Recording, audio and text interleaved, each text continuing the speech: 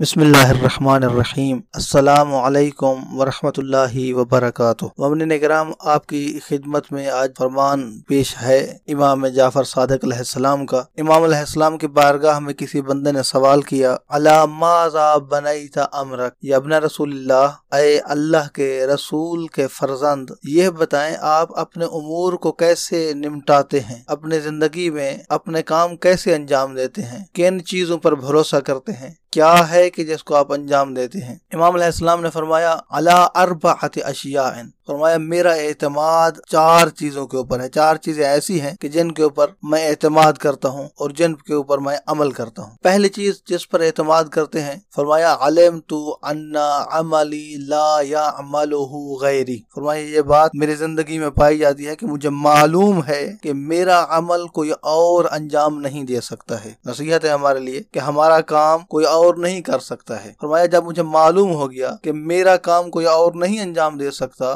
فاجتہدت، تو پھر میں نے خود کوشش کی کہ اپنے کام کو میں نے خود کرنا ہے، اور یہی نصیحت ہے کہ انسان اپنا کام خود ہی انجام دے۔ دوسری چیز فرمایا وعلمت ان اللہ عز وجل مطلع علی فاستحییت، مجھے معلوم ہو گیا کہ اللہ تبارک و تعالی کی ذات مجھ سے آگاہ ہے، اللہ کو اطلاع ہے، اللہ تبارک و تعالی سے کوئی چیز غافل نہیں ہے۔ جب مجھے معلوم ہے کہ میرا رب مجھے دیکھ رہا ہے، میرا رب مجھ سے آشنا ہے، میرا رب مجھ سے آگاہ ہے، لہذا اس رب کی معصیت کرنا نہیں بنتا۔ فاستحییت، لہذا مجھے شرم محسوس ہوئی کہ اپنے اس پروردگار کے سامنے گناہ کروں کہ جو پل پل سے آشنا ہے۔ وعلمت ان رزقی لا یاکلہ غیری، تیسری بات رزق کے حوالے سے امام علیہ السلام نے بیان کی ہے۔ فرماتے ہیں مجھے معلوم ہے کہ جو میرا رزق ہے وہ کوئی اور نہیں کھا سکتا ہے، اور اسی طرح سے کسی اور کا رزق میرے حصے میں نہیں آ سکتا ہے۔ انسان کو جب یہ معلوم ہو جائے کہ میرا رزق میرا ہی ہے، کسی اور کا رزق اسی کا ہے، جب یہ معلوم ہو جائے تو اس کے اندر طمانینت آ جاتی ہے، وہ مطمئن ہو جاتا ہے۔ تو امام جعفر صادق علیہ السلام فرماتے ہیں کہ جب مجھے معلوم ہو گیا کہ ان رزق لا یاکلہ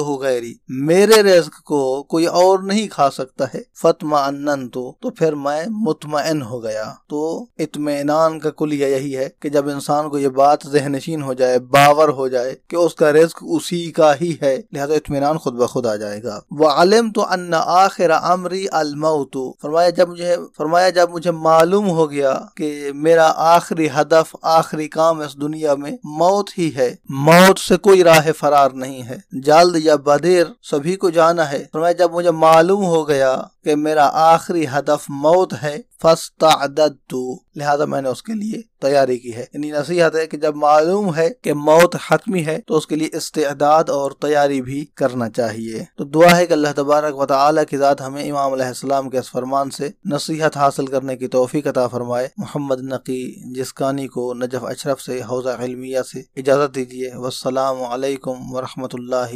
وبرکاتہ۔